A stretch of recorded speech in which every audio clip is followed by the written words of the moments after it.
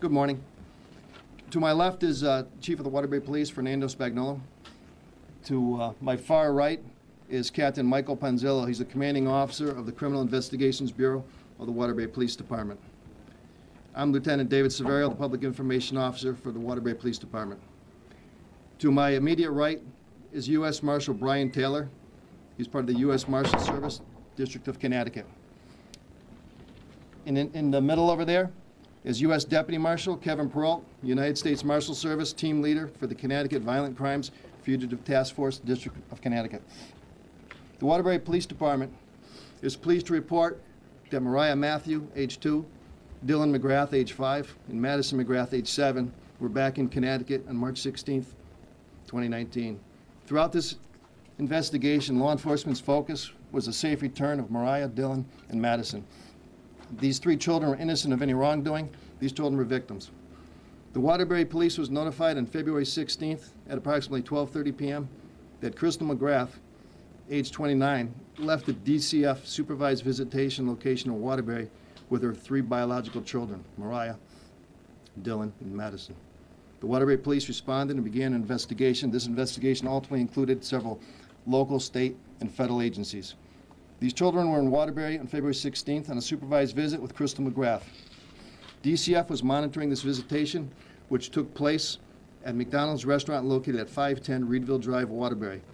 The grandmother of these children, who resides in another state, has custody.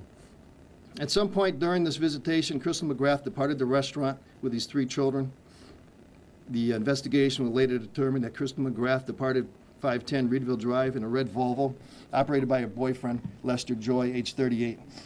As soon as the Waterbury Police detectives developed the required information, they provided that information to the Connecticut State Police Message Center, who immediately issued a silver alert. Initially, the police had a poor video image of the vehicle and no plate information. Crystal McGrath, of the vehicle that Crystal McGrath, Lester Joy, and the 3 children departed in. On February 17th, Waterbury detectives determined that Lester Joy's brother gave him a 2000 red Volvo in 2018. Waterbury detectives continued to investigate and exhausted all leads to locate Crystal McGrath, Lester Joy, or the 3 children in Connecticut. Waterbury detectives, with the help of the Connecticut State Police, the Connecticut Intelligence Center, and the United States Marshal Service, continued to investigate. On February 17th, once the detectives were able to determine what plate was being used on the suspect vehicle, that was Connecticut Reg 417, Yankee Tango Yankee, the police, with the help of the Connecticut Intelligence Center, the U.S. Marshals, determined that the vehicle with that plate affixed to it was in Florida. Investigators determined that Crystal McGrath's mother lives in Florida. On February 17th, local law enforcement interviewed Crystal McGrath's mother, neither in Florida. Neither Crystal McGrath, Lester Joy, the 3 children, or the vehicle was located in Florida. On February 18th, the National Center for Missing and Abducted Children listed Mariah Matthew, age 2, Dylan McGrath, age 5, and Madison McGrath, age 7, as missing. By February 23rd, 2019, law enforcement had developed information and documented that the red Volvo had traveled south from Connecticut into Florida, into Louisiana, and then into Sealy, Texas. Waterbury detectives informed the Texas Department of Public Safety of the information available, and an Amber Alert was issued by that agency at that time. Over the next several days, several alerts were called into the National Center for Exploited Missing Children. These alerts were followed up on by various law enforcement agencies. None of these alerts were determined to be positive sightings. Alerts and notifications were sent to law enforcement agencies bordering Texas, Mexico, including Border and Homeland Security, Border Patrol and Homeland Security. On February 26th, the U.S. Marshal Service developed information that Crystal McGrath, Lester Joy, and the 3 children were likely in Juarez, Mexico. The U.S. Marshals were actively working with Mexico law enforcement officials to locate the 3 children. On March 6th, the U.S. Marshals confirmed that Crystal McGrath, Lester Joy, and the 3 children were at one point staying at a hotel in Juarez, Mexico. On March 8th, the U.S. Marshals developed information that Crystal McGrath, Lester Joy, and the 3 children were at a location in Mazatlan, Mexico. The U.S. Marshals, with the assistance of the Mexico federal law enforcement, conducted surveillance at a location in Mazatlan, Mexico. On March 9th, the U.S. Marshals, with the assistance of the Mexico federal law enforcement, located Crystal McGrath, Lester Joy, the 3 children, as well as the Volvo in Mexico. All were detained. The children were safe. The U.S. Marshals then, in conjunction with Mexican authorities, began making arrangements for their transfer back to the United States. By this time, Waterbury Police already had warrants for both Crystal McGrath and Lester Joy for 3 counts each of custodial interference and 3 counts of risk injury with a bond of $500,000. On March 12th, Lester Joy and Crystal McGrath were transported back to the United States and are currently being held at the Denton County Sheriff's Office in Denton, Texas. They are charged as fugitive from justice and will be extradited back to Connecticut. The 3 children were safe but remained in Mexico and were housed in an immigration facility in that country suitable for children. On March 13th, representatives from the state of Connecticut, Department of Children and Families, began making arrangements to fly to return the 3 children to the United States. On March 16th, representatives from DCF and the grandmother who has custody of the 3 children flew to Mexico and returned the same day to Connecticut. The 3 children were brought to a hospital for a medical evaluation. The Waterbury Police Department would like to thank all the law enforcement agencies who assisted our officers and the detectives in this investigation. The Waterbury Police has an effective working relationship and partnership with our local law enforcement agencies in Connecticut, the Connecticut State Police, and all of our law enforcement agencies. The Waterbury Police has a detective assigned to the Connecticut Intelligence Center, which has provided investigative support during this investigation. The Waterbury Police have 2 detectives assigned to the Fugitive Task Force operated by the United States Marshal Service, District of Connecticut. Make no mistake, the U.S. Marshal Service was the key law enforcement agency with the resources and skills to track, locate, and help us bring back these children and apprehend Crystal McGrath and Lester Joy. The U.S. Marshal Services maintains an effective relationship with the Mexican Federal Police, who are also instrumental in helping the U.S. Marshal Service with this investigation in their country.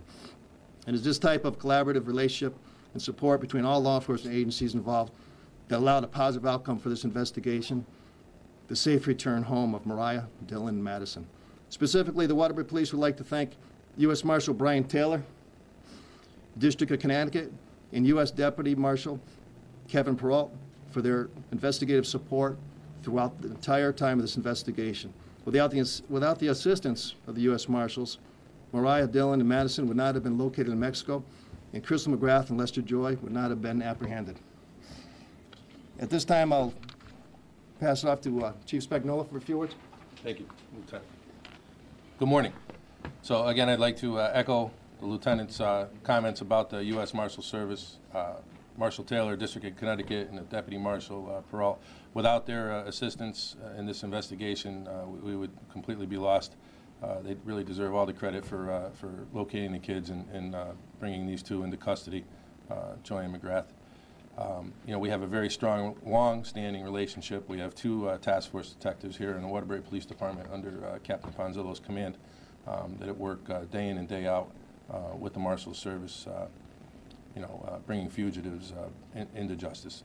I'd also like to comment on Commissioner Vanessa Durantis of DCF's role in this case. She was very active. We were on the phone constantly working, and she worked diligently to assist our investigative efforts in any way she could. At this point, I want to say a couple words. Yeah, real quick. Absolutely. I want to thank, excuse me, I want to thank Waterbury Police Department for their continual assistance with our Fugitive Task Force. We have a great relationship with Waterbury, and their tremendous help, especially with the Marshal Service primary responsibility of arresting fugitives and tracking sex offenders. So I want to thank the Chief again and Lieutenant. That's all. Thank you. At this time, if there's any questions. So where exactly the marshals, do you know where they crossed into Mexico? It's still, I don't want to get, sorry. Sorry.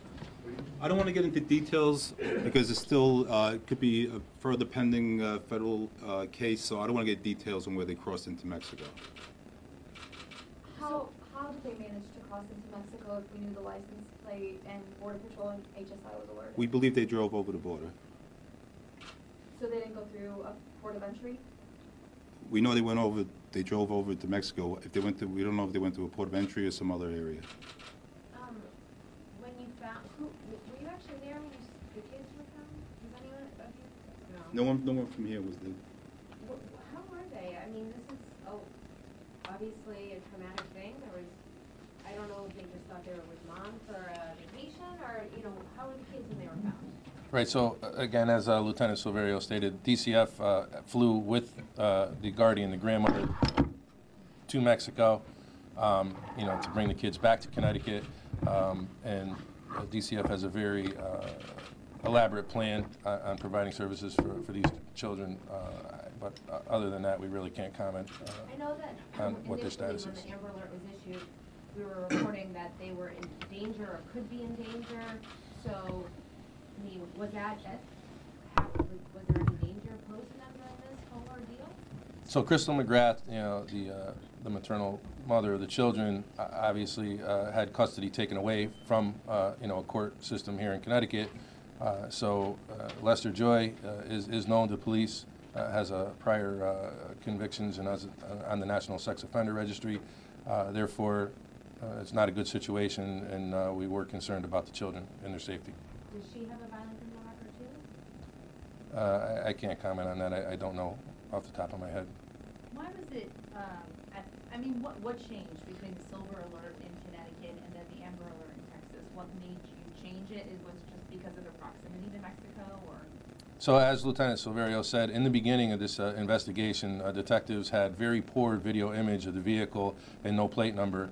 The Silver Alert and the Amber Alert, the difference is you need extremely specific information and accurate information to distribute an Amber Alert. As we all know, Amber Alerts are put up on billboards. They go throughout the nation. They're put up on, traffic signs all throughout our interstates. A Silver Alert similarly does the same thing, but with less information. The problem being is if you put out inaccurate information on an Amber Alert, we end up chasing down leads that aren't exactly what we need to be, and we could be missing something more pertinent to the investigation in another area. By the time they got to Texas, we were confident in the make and the model of the vehicle and the marker number of the vehicle, so the Texas Department of Public Safety, which, by the way, was a great help in this investigation, was more than willing to issue the Amber Alert at that time. Did Crystal say why she chose to take her children at that moment? It's an ongoing investigation. They're still working through the extradition process right now. Are they being cooperative? I believe they've waived extradition. I had some more questions about the grandmother. You had said that the grandmother has custody, the one that's in Florida has custody of the grandkids? Is that correct? When you were reading your statement, It's the grandmother in Delaware that has custody. Yeah, there's oh, it's a right. different grandmother. It's a different grandmother, not the Okay, grandmother in then Florida. you said that they drove down to okay. Florida. Yeah, different Okay, grandmother, yeah. gotcha. So are there further arrests possible? The other grandmother or anybody else potentially abetting them and getting to Mexico? So as long as the investigation is active and open, there's always a potential for further arrests and/or further charges on the two parties that are in custody. Do you have the condition of the children? We heard they were taken to a hospital. Do we have information on how they're doing? They're safe. Medically? Again, I can't comment on any condition right now. Why are there no kidnapping charges on this right now? Crystal McGrath is the maternal mother. She did have supervised visitation. These were the charges at the current time when the investigation began, after conferring with the state's attorney, that were appropriate. That does not mean that they can't get subbed up or changed at a later court appearance. And where are they now, Chief? I know you said they were their grandmother, but where? The children or McGrath and, No, not the children, sorry. again, they're in Connecticut. Okay, they are in. In the Yes. custody of DCF at this point? They're in Connecticut. Oh. DCF is involved. The court-appointed guardian is involved, but they're here in the state. But this is a different court-appointed guardian than the one they had before, is that right? I didn't say that, and I don't really know. Again, these are all questions that DCF needs to work through. They're working diligently on caring for the children and providing them the services needed at this time. Can you provide more details about how she ended up getting out of the McDonald's with the kids? It's an open investigation right now, so we're not going to release any further information on the specifics of the crime. What about Lester Joy's history? You said he was a registered sex offender. When did that crime occur? And He's been on the sex offender registry for a significant period of time.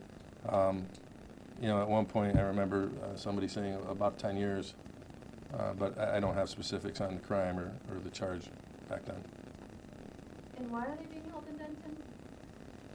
So that's where they were brought back over into the States from Mexico.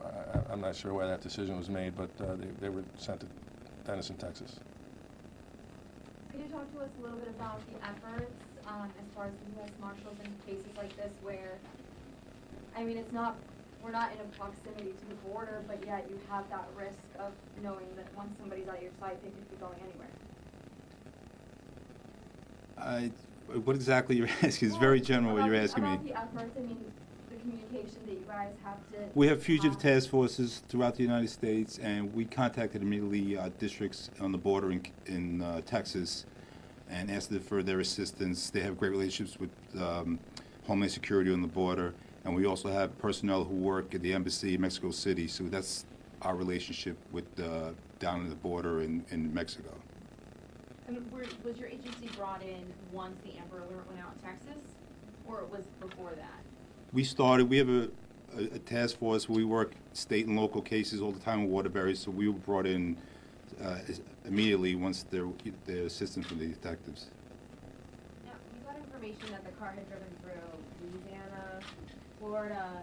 Were you getting tips from Just Good Samaritans? Where was this information coming from? It was all through investigative means.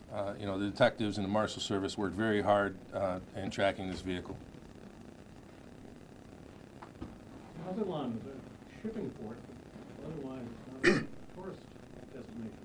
Do we think it was a waypoint in a bigger plan to move on to another country or another part of Mexico, or was that their destination? Again, it's an open investigation. There's still a lot of questions that need to be answered as far as those components are concerned.